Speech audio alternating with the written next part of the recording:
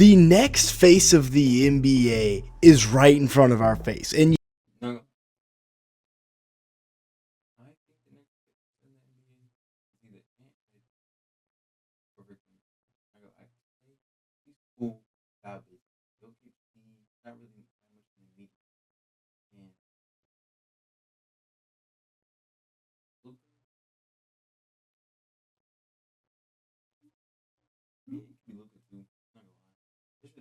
yes, I might have lied a little bit in the last video because yes, I do love Anthony Edwards, but Victor Wembanyama is genuinely going to be a top 5 player on both sides of the basketball next year. We're talking about a 7'4" alien that can dribble, pass, and shoot like a guard, and on defense is an absolute juggernaut because you literally can't get a shot off over him because he has an 8-foot wingspan. The only thing that can stop him is injuries.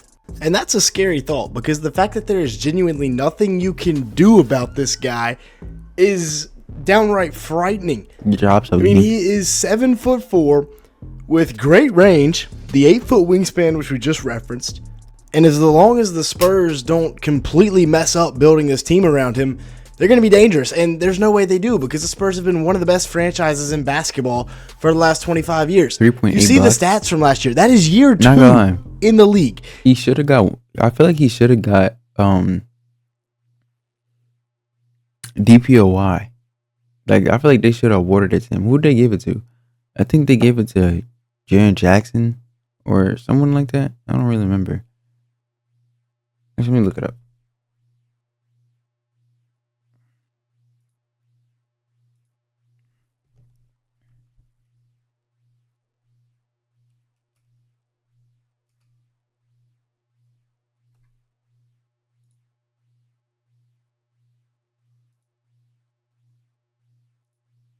He's put up numbers like that. Shot 48% from the They field. gave it to Evan Mobley. But I should have went to Wemby. I ain't gonna lie. 35% from 3, and the fact that he's taking so many threes is honestly kind of crazy because, you know, he could just get downhill every single play and get a bucket, but there were flashes, there were signs, they are all there. Against Washington, when he dropped 50 points, 6 rebounds, and 3 assists against Alex Sarr, you're 7'4", only getting 6 rebounds. Valanciunas, obviously a veteran center and a guy that he can't bully, but Valanciunas can't get out on the perimeter. He can't go out there and guard him. And then, of course, against New York, when he went absolutely nuclear in the Garden on national TV in front of everybody on Christmas Day, he dropped 42, 18, 4, and 4. And I think the guy just loves to play in the Garden because he always goes off as soon as he steps foot in there. I mean, he's running through, sprinting through the baseline, catching in the corner, and knocking down, falling away triples as he fades into the next bench. Him making a shine, looking back at you like, shot fake, that's disrespectful. Throw it up to Sochan. Look, he gets everybody's attention on the Knicks right here.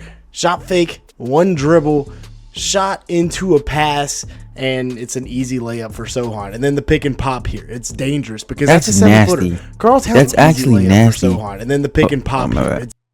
Bro, that's almost the logo he's shooting from. While there's someone in his face, by the way. Cat, like, bro, that's actually nasty. Shot into a pass, and unfair. And it's an easy layup for Sochan. And then the pick and pop. Like, that is genuinely unfair. Like, you genuinely cannot guard that. It's dangerous because that's a 7-footer. Karl Towns is a big dude, and Wemby just makes him look tiny. It is ridiculous how big, how long, how athletic this guy is for his age, for his skill set. I mean, he is just an absolute freak of nature. Going up and one hand, you know how you feel when you play on a, like, what was it? Like a 6-foot, 7-foot rim, 8-foot rim, and you're sitting there, you're acting like Prime Shaq. Bro, that is how he's acting towards the goal every time, bro. That right there. They get the mismatch against Josh Hart, and he's just going to hit a fadeaway. One dribble to the middle of the floor, enough strength to ward off Josh Hart. And that's another thing. He's going to keep getting stronger. Pocket pass right there to imagine Wemby looking like, and then catching it right here, finding Sochan. He's a great passer, and that's something that's very underrated about him is his passing, because everybody talks about his scoring ability and his defensive ability, but his passing is very underrated as well. Of course, the defense, Wemby, I don't know what you do about him. to be honest. I don't know if there's anything you can do about him. They bring in Luke Cornett as well to bring his backup, so opposing centers get absolutely no break. 4 years, $41 million, somewhat of an overpay, but not really. Averaged 6 points a game last year, 5.3 rebounds, 1.6 assists, 1 block in 18 minutes a game in Boston. Shot 67% from the field, 0% from 3, but that can be addressed because just a few years ago, he did shoot 35% from 3 on over 4 attempts a night. So there has been a history of him knocking down threes, but in reality, he's a fantastic rim defender.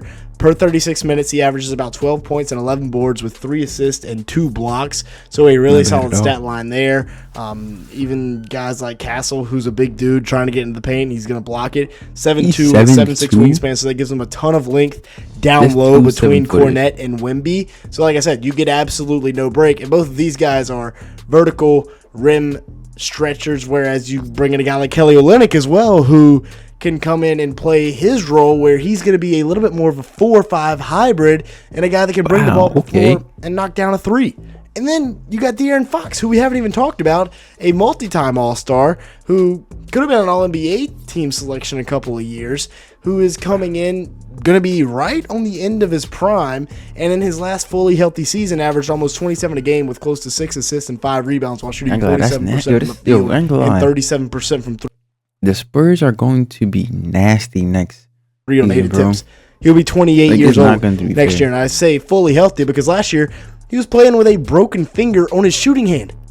Imagine trying to shoot through that. There's no wonder he had career low efficiency numbers. It's because his hand was broke and he couldn't shoot correctly. This is what the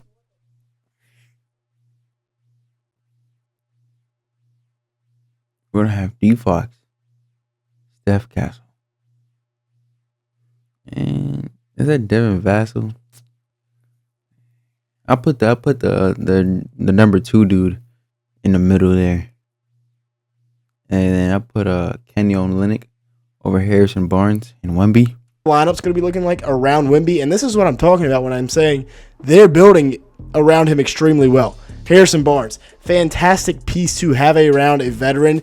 Barnes is a guy that can knock down the corner 3 remarkably well. Shot 43% from 3 last year on 4.5 attempts. Has done a fantastic job of revolutionizing himself into a stretch wing instead of just a guy that can go get the mid-range and finish around the rim. Now he can really shoot the 3 ball. And the bench unit is exceptional now as well. After what they did in the draft with Dylan Harper and Carter Bryant, Sohan and Champagnie back from a year ago, and then Luke Cornett. Keldon Johnson's also in there. Keldon Johnson will honestly probably start off playing over Carter Bryant, and then they'll bring Carter Bryant along. But, man, Dylan Harper, so glad they didn't overthink this at number 2 because that is a home run selection there. 19.5. They got Wemby, like 2 years ago at number 1, and then they got Dylan Harper this year at 2. Like, I ain't lie.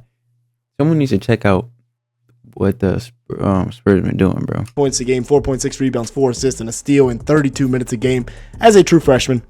As the number 2 overall recruit in the country, 48% shooting from the field, 33% from 3. Dude's just an absolute monster. Already has a great feel for the pick and roll game at the NBA level. Has got more than a ready NBA frame at 6'6" with a 215-pound frame.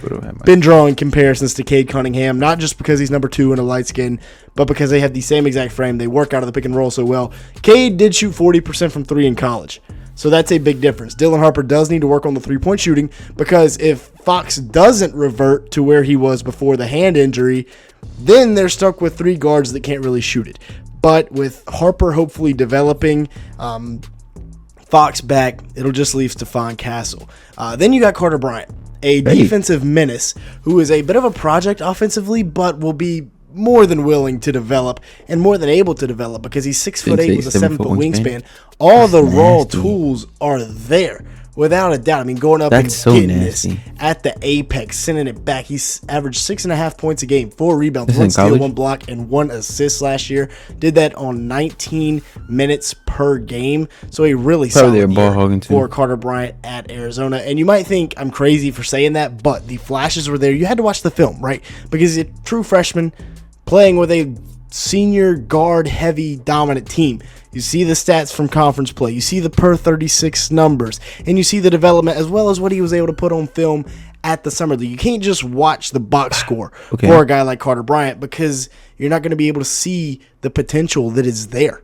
A lot of Spurs fans are comparing him to a young Kawhi, and I mean, I can see it a little bit. He doesn't quite have the intangibles that Kawhi had. He doesn't have that ridiculous like +7 wingspan, but plays like this, man, that's going to get people fired up. Watch the cut right here against the zone. Wasn't even really a cut. That's a design play. But his head is at the rim. Ridiculous stuff from Carter Bryant. And then they have the NBA's reigning Rookie of the Year, who we're 7 minutes in, 8 minutes in, haven't even talked about Stephon Castle yet because the dude is just a very underrated weapon. I mean, he was the Rookie of the Year last year, gets no press anymore, averaged almost 15 a game with 4 rebounds, 3.7 assists in 27 minutes, shot 43% from the field, and I know it was a bad rookie class, so a lot of people are saying, it's kind of a charity Rookie of the Year award, which, you can't really argue with because last year's class was not very good last year, but he's 6'6", 6'9" wingspan, big time frame on him at 215. He is a connector that will be here in San Antonio for quite some time around De'Aaron Fox and the rest of this core.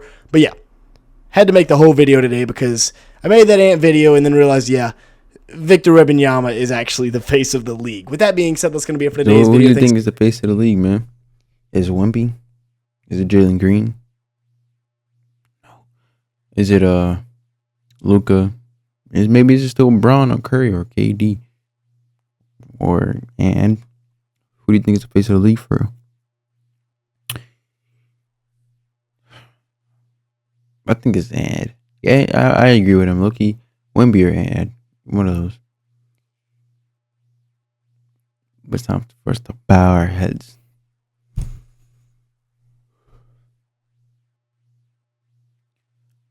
Father, I thank you today. I thank you for helping me and my viewers, whoever's watching, everybody, they left the house. We helped us leave our house and come back, Father. Some people didn't make it back, unfortunately, Father. But you made a way for us to be able to come back and still come home and do the things that you called us to do.